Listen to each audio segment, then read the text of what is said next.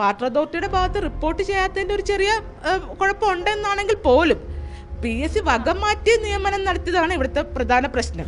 2012 Kerala PSC വിളിച്ചേക്കുന്നത് Kerala water അതോറിറ്റിയിലേക്ക് LDC പോസ്റ്റിലേക്കായിരുന്നു വിളിച്ചിരുന്നത് വിജ്ഞാപനം വന്നത്. അപ്പോൾ PSC എക്സാം നടത്തി നോർമലായിട്ടും ഒരു റാങ്ക് ലിസ്റ്റ് വന്നു. അന്ന് ഞങ്ങളുടെ നോട്ടിഫിക്കേഷനിൽ പറഞ്ഞത് 145ഓളം വേക്കൻസിയാണ് പറഞ്ഞത്. ഇപ്പോൾ 2014 ലിസ്റ്റ് വന്നിരുന്നെങ്കിൽ ആ കാലയളവിലുണ്ടായിരുന്ന വേക്കൻസിയും കൂടെ നമുക്ക് അവകാശപ്പെട്ട വേക്കൻസി ആയിരുന്നു. ഞങ്ങളൊരു വിവരാവകാശം വെച്ചപ്പോൾ വാട്ടർ അതോറിറ്റിയിൽ നിന്ന് അങ്ങനെ ഒരു 46 എൻക്വയറി റിപ്പോർട്ട് ചെയ്തിട്ടില്ല. അതേ വിവരാവകാശം തന്നെ ഞങ്ങൾ PSCയിലും വെച്ചു. അപ്പോഴും പറയുന്നുണ്ട് ഇങ്ങനെ ഒരു വാട്ടർ അതോറിറ്റിയിൽ ഈ 46 എൻക്വയറി റിപ്പോർട്ട് ചെയ്തിട്ടില്ല എന്ന് പറയുന്നുണ്ട് വാട്ടർ അതോറിറ്റിയിൽ നിന്ന്. PSCയുടെ ഭാഗത്തുനിന്ന് വളരെ ഗുരുതരമായ വീഴ്ച മൂലം നിലവിലിപ്പം 80% ആൾക്കാർ ഏജ് ഓവറായിട്ട് നിൽക്കുകയായിരുന്നു. നമസ്കാരം. കേരള വാട്ടർ അതോറിറ്റിയിൽ LDC തസ്തികയിൽ മാനദണ്ഡങ്ങൾ കാറ്റിൽ പറത്തി PSC യോഗ്യതയില്ലാത്തവരെ നിയമിച്ചു എന്നുള്ള പരാതിയാണ് നിലവിലിപ്പോൾ ഉയർന്നു വന്നിരിക്കുന്നത്. ഈ പരാതി നൽകിയിരിക്കുന്നത് ഈ LDC തസ്തികയിലേക്ക് പരീക്ഷ എഴുതിയ ഉദ്യോഗാർത്ഥികൾ തന്നെയാണ്. ഞങ്ങളുടെ നോട്ടിഫിക്കേഷൻ വന്നിട്ടുള്ളത് 2012 2012 കേരള PSC വിളിച്ചേക്കുന്നത് കേരള വാട്ടർ അതോറിറ്റിയിലേക്ക് LDC പോസ്റ്റിലേക്കായിരുന്നു വിളിച്ചിരുന്നത് വിജ്ഞാപനം വന്നത്. അതിൽ പറഞ്ഞ യോഗ്യത, അതിൽ ആവശ്യപ്പെട്ടിരുന്ന യോഗ്യത ഏതെങ്കിലും ഒരു അംഗീകൃത ഡിഗ്രി, പിന്നെ LBS അല്ലെങ്കിൽ സമാനമായിട്ടുള്ള ഗവൺമെൻറ് അപ്രൂവ്ഡ് ആയിട്ടുള്ള സ്ഥാപനങ്ങളിൽ നിന്നുള്ള data entry and office automation എന്ന് പറയുന്ന ഒരു സർട്ടിഫിക്കറ്റുമായിരുന്നു വേണ്ടിയിരുന്നത്. അപ്പോൾ അതിനൊരു സമയം പറഞ്ഞിരുന്നു 3 മാസം അല്ലെങ്കിൽ 120 മണിക്കൂർ ആയിട്ടുള്ള ഒരു കമ്പ്യൂട്ടർ കോഴ്സായിരുന്നു ഈ data entry and office automation. എന്നിട്ട് അപ്പോൾ PSCയുടെ ഈ വിജ്ഞാപനം ഇറക്കി. വിജ്ഞാപനത്തിൻ്റെ തീയതി അവസാനിക്കുന്നതിന് മുമ്പേ തന്നെ ഒരു ഡാറ്റ എൻട്രി അല്ല DCA qualification, diploma in computer application എന്ന് പറയുന്ന യോഗ്യതയുള്ള ഒരു ഉദ്യോഗാർത്ഥി കേസിന് പോയി. 2012 അപ്പോൾ ഈ നോട്ടിഫിക്കേഷൻ്റെ ഡേറ്റ് തീരുന്നതിന് മുമ്പേ ഈ ഉദ്യോഗാർത്ഥി DCA ക്വാളിഫിക്കേഷനുള്ള ഉദ്യോഗാർത്ഥി ഹൈക്കോടതിയിൽ കേസ് ഫയൽ ചെയ്യും. ആ ഉദ്യോഗാർത്ഥി അല്ലെങ്കിൽ അത് തത്തുല്യ യോഗ്യതയുള്ള ഉദ്യോഗാർത്ഥികളെയും കൂടെ ഉൾപ്പെടുത്തണം എന്നുള്ള ഒരു കോടതി വിധിയാണ് ഉണ്ടായത്. അപ്പോൾ ഇവരെന്ത് ചെയ്തതെന്ന് വെച്ച് കഴിഞ്ഞാൽ അങ്ങനെ ആ നോട്ടിഫിക്കേഷൻ്റെ ഡേറ്റ് തീരുന്നതിന് 2-3 ദിവസം മുന്നേ തന്നെ PSC സോഫ്റ്റ്വെയറിൽ, ഈ തുളസി എന്ന് പറയുന്ന സോഫ്റ്റ്വെയറിൽ മാറ്റം വരുത്തി. തത്തുല്യ യോഗ്യതയുള്ള ഉദ്യോഗാർത്ഥികൾക്കും കൂടെ അപ്ലൈ ചെയ്യാം എന്നുള്ള രീതിയിലേക്ക് ഇവർ നോട്ടിഫിക്കേഷനിൽ ഒരു ചെറിയ മാറ്റം മാത്രം വരുത്തി. എന്നിട്ട് അപ്പോൾ ഇത് കഴിഞ്ഞ് ഇവർ കേസിന് പോയി. ഈ ഉദ്യോഗാർത്ഥികൾക്ക് കിട്ടിയ ആ വിധിക്കെതിരെ PSC ഹൈക്കോടതിയിൽ റിട്ടപ്പീൽ പോയി. റിട്ടപ്പീൽ പോയിട്ട് ഏകദേശം 8 വർഷത്തോളം എടുത്ത് കേസ് തീരാനായിട്ട്. 2014-15 പോയിട്ട് കേസ് തീരുന്നത് 2022 സെപ്റ്റംബറിലാണ് തീരുന്നത്. കേസ് എങ്ങനെയാണ് തീരുന്നത് വെച്ചാൽ ഈ PSC തന്നെ കോടതിയിൽ അഫിഡവിറ്റ് വെച്ചു. ഞങ്ങൾ ഈ എന്താണോ ഞങ്ങൾ PSC ഈ വിജ്ഞാപനത്തിൽ പറഞ്ഞിരുന്നത് അതേ യോഗ്യതയുമുള്ള ഉദ്യോഗാർത്ഥികളെ മാത്രമേ ഞങ്ങൾ ഈ തസ്തികയിലേക്ക് പരിഗണിക്കൂ എന്നുള്ളൊരു അഫിഡവിറ്റ് കൊടുത്തതിന് ശേഷമാണ് എക്സാം നടത്താനായിട്ട് കോടതിയിൽ നിന്ന് പെർമിഷൻ കിട്ടിയത് PSCക്ക്. ഈ പെർമിഷൻ കിട്ടി 2022 നവംബറിൽ PSC എക്സാം നടത്തി.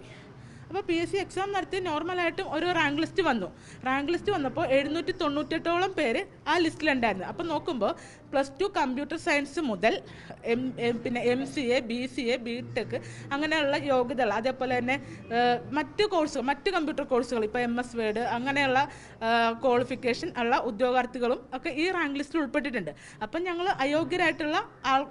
യോഗ്യരായിട്ടുള്ള ആളുകൾ പുറത്തുപോയി, ലിസ്റ്റിൽ നിന്ന് പുറത്തു പോകുക, അയോഗ്യരായിട്ടുള്ള ആളുകൾ ലിസ്റ്റിലേക്ക് വന്നു എന്ന് പറഞ്ഞിട്ട് ഞങ്ങൾ കോടതിയിൽ കേസ് ഫയൽ ചെയ്തു.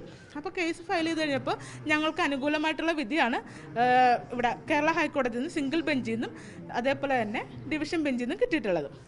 ഇതിനെതിരെ എന്നിട്ട് എതിർകക്ഷികൾ സുപ്രീം കോടതി പോയപ്പോൾ സുപ്രീം കോടതി രൂക്ഷമായിട്ട് തന്നെ ഈ PSCനെ വിമർശിക്കുകയുണ്ടായി. ഇങ്ങനെ ഉദ്യോഗാർത്ഥികളോട് ഇങ്ങനെയൊന്നും ചെയ്യാൻ പാടില്ല എന്നുള്ള രീതിയിൽ ഒരുപാട് രൂക്ഷമായിട്ട് വിമർശിച്ചതിന് ശേഷം ഈ റാങ്ക് ലിസ്റ്റ് ക്യാൻസൽ ചെയ്യാനായിട്ടുള്ള ഉത്തരവാണ് സുപ്രീം കോടതിയിൽ നിന്ന് വന്നത്. അങ്ങനെ 2025 ജനുവരി 29 പുതിയ റാങ്ക് ലിസ്റ്റ് വന്നു. പുതിയ റാങ്ക് ലിസ്റ്റിൽ ഇപ്പോൾ ഞങ്ങൾ ഉൾപ്പെട്ടേക്കുന്നതല്ല ഈ പറഞ്ഞ വിജ്ഞാപനത്തിൽ പറഞ്ഞ യോഗ്യതയുള്ളവർ മാത്രമേ ഇപ്പോൾ ഉൾപ്പെട്ടിട്ടുള്ളൂ. എന്നിട്ട് 145 അന്ന് ഞങ്ങളുടെ നോട്ടിഫിക്കേഷനിൽ പറഞ്ഞത് 145ഓളം വേക്കൻസിയാണ് പറഞ്ഞത്. ഈ 145 വേക്കൻസിയിലേക്കും ഇപ്പോൾ നിലവിൽ PSC അഡ്വൈസ് കൊടുത്തിട്ടുണ്ട്. പക്ഷേ ഈ 145 ശേഷം 2012 ഈ നോട്ടിഫിക്കേഷൻ വരുന്നത്. 12 തൊട്ട് 16 വരെ ആയിരുന്നു ഞങ്ങളുടെ നോട്ടിഫിക്കേഷനിൽ പറഞ്ഞ ആ യോഗ്യത ഉള്ളവരെ ഉള്ളത്. അല്ല, ഈ 2012 വരെയുള്ള വേക്കൻസിയാണ് 145 വേക്കൻസി എന്ന് പറയുന്നത്. അപ്പോൾ നോട്ടിഫിക്കേഷൻ വരുന്നതിന് മുമ്പുള്ള 145 വേക്കൻസിയാണ് ആ പറഞ്ഞിരിക്കുന്നത്. ഒരു പക്ഷേ ലിസ്റ്റ് വന്നിരുന്നുവെങ്കിൽ, ഇപ്പോൾ 2014 ലിസ്റ്റ് വന്നിരുന്നെങ്കിൽ ആ കാലയളവിലുണ്ടായിരുന്ന വേക്കൻസിയും കൂടെ നമുക്ക് അവകാശപ്പെട്ട വേക്കൻസി ആയിരുന്നു. പക്ഷേ അത് നമുക്കിപ്പോൾ കിട്ടാതെ പോവുകയാണ് ചെയ്യുന്നത്. ആ വേക്കൻസി എന്ന് പറഞ്ഞു കഴിഞ്ഞാൽ ഇവർ 2017 പിന്നീട് ഈ 12 ശേഷം 17 ഒരു പുതിയ വാട്ടർ അതോറിറ്റിയിൽ പിന്നീട് റിപ്പോർട്ട് ചെയ്തത്, PSCയിലേക്ക് വേക്കൻസി റിപ്പോർട്ട് ചെയ്തത്. അപ്പോൾ ആ വർഷങ്ങളിൽ PSC വാട്ടർ അതോറിറ്റിയിൽ വേക്കൻസി വന്നിരുന്നു. ഇവരെന്താ ചെയ്തതെന്ന് വെച്ചാൽ PSC ഈ 489/2011 തൊട്ട് ആ സമയത്ത് ഒരു കമ്പനി ബോർഡിലേക്ക് ഇത്രയും ഇതിലേക്കുള്ള ഒരു നോട്ടിഫിക്കേഷൻ ഇതുണ്ടായിരുന്നു, ഈ ലിസ്റ്റ് ഉണ്ടായിരുന്നു. ഈ ലിസ്റ്റിൻ്റെ കാലാവധി കഴിഞ്ഞ് ഒരു വർഷം കഴിഞ്ഞതിന് ശേഷം ഇവർ ഇതിൽ ഈ 2017 ആദ്യം റിപ്പോർട്ട് ചെയ്ത് 77ലേക്ക് ഈ റാങ്ക് ലിസ്റ്റിൽ നിന്ന് ഉദ്യോഗാർത്ഥികളെ നിയമിച്ചു. പക്ഷേ ഈ ഒരു നോട്ടിഫിക്കേഷൻ്റെ പ്രത്യേകത എന്ന് വെച്ച് കഴിഞ്ഞാൽ ഇതിൽ കേരള വാട്ടർ അതോറിറ്റി ഉൾപ്പെട്ടിട്ടില്ല ഈ നോട്ടിഫിക്കേഷനിൽ. മനസ്സിലായോ? ഇതിൽ കമ്പനി ബോർഡ് എന്നുള്ളത് മാത്രമാണ് പറഞ്ഞിരിക്കുന്നത്. അതിനകത്ത് വാട്ടർ അതോറിറ്റി ഉൾപ്പെട്ടിട്ടില്ല. ഈ 2 നോട്ടിഫിക്കേഷനകത്തും വാട്ടർ അതോറിറ്റി ഉൾപ്പെട്ടിട്ടില്ല. പക്ഷേ അതിലേക്കുള്ള വേക്കൻസി PSC കൊടുക്കുകയാണ് ചെയ്തത്. നിലവിൽ യാതൊരു നിയമനം ഉണ്ട്, നടന്നിട്ടുണ്ട്. ഈ റാങ്ക് ഈ 489/2011 എന്നുള്ള ഈ ലിസ്റ്റിൽ നിന്നാണ് ആദ്യം ഒരു 77 പേരെ നിയമിച്ചേക്കുന്നത്. ഈ റാങ്ക് ലിസ്റ്റിന്റെ കാലാവധി കഴിഞ്ഞ് ഒരു വർഷത്തിന് ശേഷമാണ് PSC ഇവർക്ക് അഡ്വൈസ് കൊടുക്കുന്നത്. മനസ്സിലായോ? അപ്പൊ ഇത് എങ്ങനെയാണ് ഇവർക്ക് അഡ്വൈസ് കൊടുത്തതെന്ന് വെച്ച് കഴിഞ്ഞാൽ ഇവര് ഉദ്യോഗാർത്ഥികളോട് വില്ലിങ്നെസ് എഴുതി വാങ്ങിച്ചു. ഞങ്ങൾ നിങ്ങളെ ഞങ്ങൾക്ക് വാട്ടർ അതോറിറ്റിയിൽ നിയമനം വേണം എന്നുള്ള രീതിയിൽ വില്ലിങ്നെസ് എഴുതി വാങ്ങിച്ചിട്ടാണ് ഇവർക്ക് നിയമനം കൊടുത്തത്. എന്നിട്ട് PSC അവർ അവിടെ ജോയിൻ ചെയ്യാൻ, അവർക്ക് അവിടെ വാട്ടർ അതോറിറ്റിയിൽ ജോലി ചെയ്യാൻ സമ്മതമാണ്. അങ്ങനെയാണ് ഇവർ പറയുന്നത്. അപ്പം ഈ 77 പേരെ അനധികൃതമായിട്ട് എടുത്തു. കാര്യം ഒരു റാങ്ക് ലിസ്റ്റിൻ്റെ കാലാവധി ഒന്നും നീട്ടാൻ സർക്കാർ പ്രത്യേക ഓർഡർ ഒന്നും കൊടുത്തിട്ടുണ്ടായിരുന്നില്ല. അല്ലാതെ തന്നെ ഇവർ PSC ഒരു യോഗ തീരുമാനത്തിലൂടെയാണ് ഇവർ എടുത്തത്. അപ്പം ഈ 77 വേക്കൻസി അഡ്വൈസ് കൊടുത്തല്ലോ. ഈ 77 വേക്കൻസി അഡ്വൈസ് കൊടുത്തതിന് ശേഷം PSC തൊട്ട് പിന്നാലെ ഒരു 46 NJD പറയുന്നുണ്ട്. ഈ 77 പേരിൽ ഏകദേശം ഒരു 3 പേര് മാത്രമേ ജോയിൻ ചെയ്യാതിരുന്നുള്ളൂ. ബാക്കിയുള്ള പിന്നീട് ഈ 399/2017 എന്ന് പറയുന്ന റാങ്ക് ലിസ്റ്റിൽ നിന്ന് ഇവർ 46 പേര്, ഈ 77 പേരിൽ നിന്ന് 46 പേര് ജോയിൻ ചെയ്തിട്ടില്ല എന്ന് പറഞ്ഞിട്ട് ഇവർ അടുത്ത ഉദ്യോഗാർത്ഥികൾക്ക് നിയമനം കൊടുത്തു. അപ്പം ഞങ്ങളൊരു വിവരാവകാശം വെച്ചപ്പോൾ വാട്ടർ അതോറിറ്റിയിൽ നിന്ന് അങ്ങനെ ഒരു 46 NJD റിപ്പോർട്ട് ചെയ്തിട്ടില്ല. അതേ വിവരാവകാശം തന്നെ ഞങ്ങൾ PSCയിലും വെച്ചു. അപ്പോഴും പറയുന്നുണ്ട് ഇങ്ങനെ ഒരു വാട്ടർ അതോറിറ്റിയിൽ ഈ 46 NJD റിപ്പോർട്ട് ചെയ്തിട്ടില്ല എന്ന് പറയുന്നുണ്ട് വാട്ടർ അതോറിറ്റിയിൽ നിന്ന്. PSC പറയുന്നത് ഈ 145 വേക്കൻസി മാത്രമേ നിങ്ങൾക്ക് തരുള്ളൂ എന്ന് പറയുന്നുണ്ട്. PSCയുടെ ആ ഒരു ഉത്തരവാദിത്വം ഇല്ലായ്മ കൊണ്ടാണ് നമ്മളുടെ ഇത്രയും വർഷം നമുക്ക് നഷ്ടപ്പെട്ടത്. PSC ഇത്രയും വർഷം കഴിഞ്ഞിട്ട് എക്സാം നടത്താൻ കാരണമായതും ഈ കേസും കാരണങ്ങളും ഒക്കെ പോയതാണ്. അന്നേ PSCക്ക് ഒരു നിലപാട് സ്വീകരിക്കാമായിരുന്നു. ഈ ക്വാളിഫിക്കേഷൻ ഉള്ളവരെ മാത്രം വെച്ച് എക്സാം നടത്തിയിരുന്നുവെങ്കിൽ നമുക്ക് അന്നേ ജോലി കിട്ടുമായിരുന്നു. പക്ഷേ ഇതിൻ്റെ പിറകെ അത്രയും കേസിന് പോവേണ്ടി വന്നതും നമ്മുടെ 13 വർഷമാണ് നമുക്ക് നഷ്ടപ്പെട്ടത്. അപ്പം വർഷം തുടങ്ങുവാണ് ഞങ്ങൾക്ക്. ഈ ജനുവരി 29 ആകുമ്പോൾ ഒരു വർഷം കാലാവധി ആവുള്ളൂ. അപ്പോൾ അതിന് മുമ്പേ നമുക്കറിയാം, നമ്മൾ ആദ്യമേ RTI വെച്ചപ്പോൾ നമുക്ക് മനസ്സിലായി ഇത് നമുക്ക് അവർക്ക് തരില്ല എന്നുള്ളൊരു ഉറപ്പുണ്ടായത് കൊണ്ട് നമുക്ക് അനുകൂലമായിട്ടുള്ള കാര്യങ്ങൾ ഇതിനകത്ത് നമ്മൾ കണ്ടെത്തിയത് കൊണ്ടുമാണ് നമ്മൾ ബഹുമാനപ്പെട്ട കേരള ഹൈക്കോടതിയെ സമീപിക്കുകയുണ്ടായത്. ഇപ്പോൾ ജോലി ലഭിക്കാതെ 180ഓളം വിദ്യാർത്ഥികളുണ്ട്. അതായത് വാട്ടർ അതോറിറ്റി കൃത്യമായിട്ടും വേക്കൻസികൾ റിപ്പോർട്ട് ചെയ്തത്. കൃത്യമായിട്ട് എന്ന് പറയാനും പറ്റില്ല. കാര്യം 12 തൊട്ട് 12 ഇവർ ലാസ്റ്റ് വേക്കൻസി റിപ്പോർട്ട് ചെയ്തേക്കുന്നത്. അതിനുശേഷം 17 വന്നത്. അപ്പോൾ 5 വർഷത്തേക്ക് വാട്ടർ അതോറിറ്റിയിൽ നിന്ന് PSCയിലേക്ക് അങ്ങനെ ഇതൊന്നും ചെയ്തില്ല, വേക്കൻസി റിപ്പോർട്ട് ചെയ്തിട്ടില്ല. പക്ഷേ ഇവർ 2017 റിപ്പോർട്ട് ചെയ്തു. PSC അത് വകമാറ്റിയാണ് നിയമനം നടത്തിയേക്കുന്നത്. അതായത് ഇതുമായി ബന്ധപ്പെട്ടുള്ള നേരിട്ട് പരാതി മുഖ്യമന്ത്രിക്ക് ഞങ്ങൾ പരാതി കൊടുത്തിരുന്നു. അപ്പോൾ അത് കൺസേൺഡ് ഡിപ്പാർട്ട്മെൻറ്റുമായിട്ട് ആലോചിക്കുക എന്നുള്ളതാണ് അവർ പറഞ്ഞത്. ആലോചിച്ച് ചെയ്യാൻ ഞങ്ങൾക്കാണ് മറുപടി തന്നത്. കോടതിയിലടക്കം എത്തിയിട്ടും കോടതിയിൽ ഞങ്ങളുടെ കേസ് എത്തി. ഞങ്ങൾ കഴിഞ്ഞ മെയ്യിൽ 2025 മെയ്യിൽ ഞങ്ങൾ കേസ് കൊടുത്തിട്ടുള്ളതാണ്.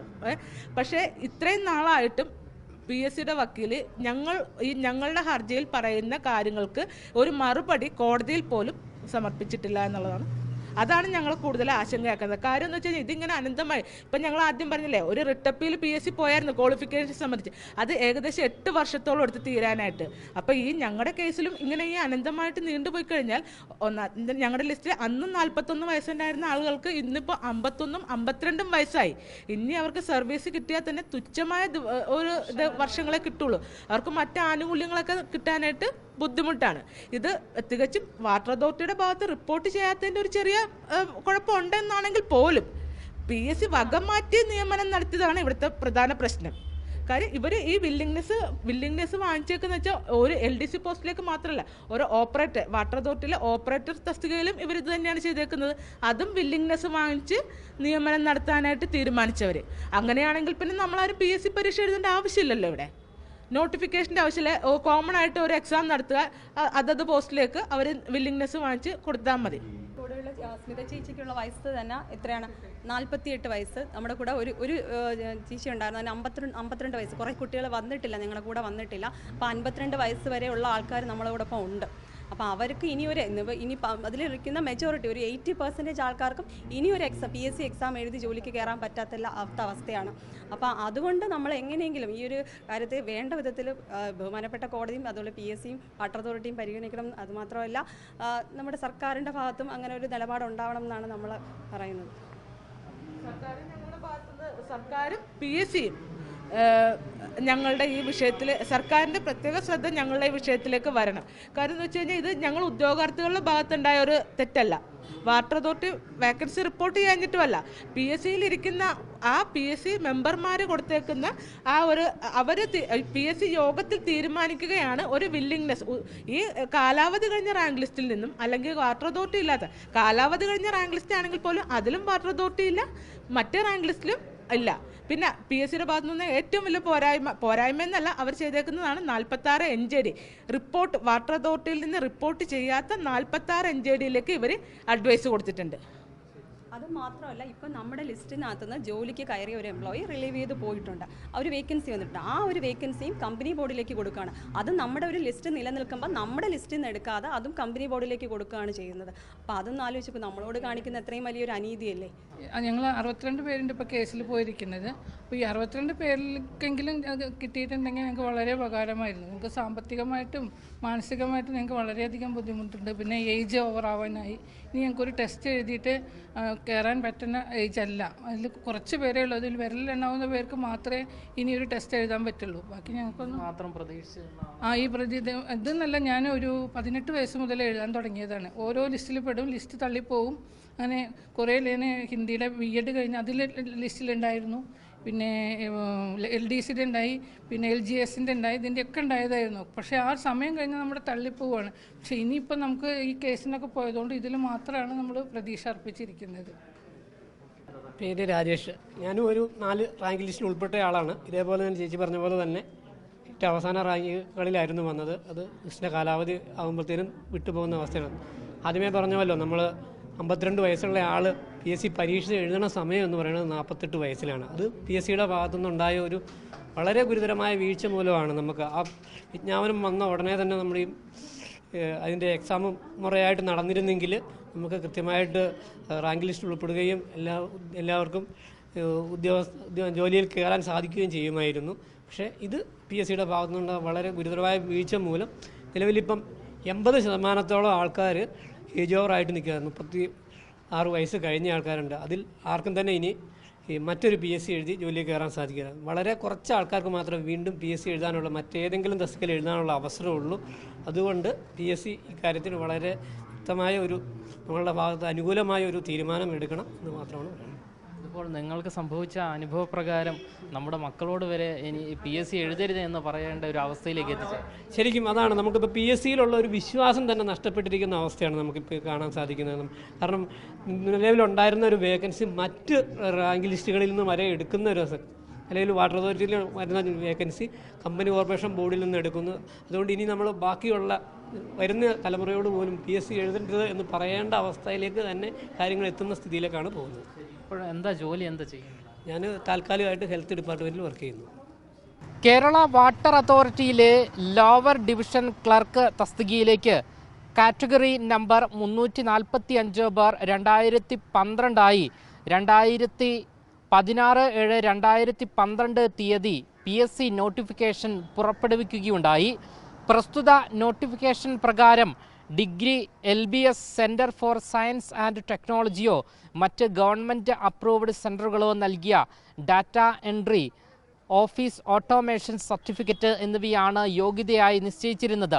DCA അടക്കമുള്ള ഉയർന്ന യോഗ്യതയുള്ളവർ അവർക്കും പരീക്ഷ എഴുതാൻ അവസരം വേണം എന്ന് ആവശ്യപ്പെട്ട് ബഹുമാനപ്പെട്ട ഹൈക്കോടതിയിൽ കേസ് ഫയൽ ചെയ്ത് അനുകൂല വിധി സമ്പാദിച്ചുവെങ്കിലും അതിനെതിരെ PSC ബഹുമാനപ്പെട്ട കേരള ഹൈക്കോടതി മുൻപാകെ അപ്പീൽ ഫയൽ ചെയ്യുകയും നോട്ടിഫിക്കേഷനിൽ കാണിച്ച യോഗ്യത ഉള്ളവരെ മാത്രമേ പരിഗണിക്കുകയുള്ളൂ എന്ന് അഫിഡവിറ്റ് കൊടുത്ത് 2002 ഹൈക്കോടതിയിൽ നിന്നും PSC അനുകൂല വിധി നേടിയെടുക്കുകയും ചെയ്തു.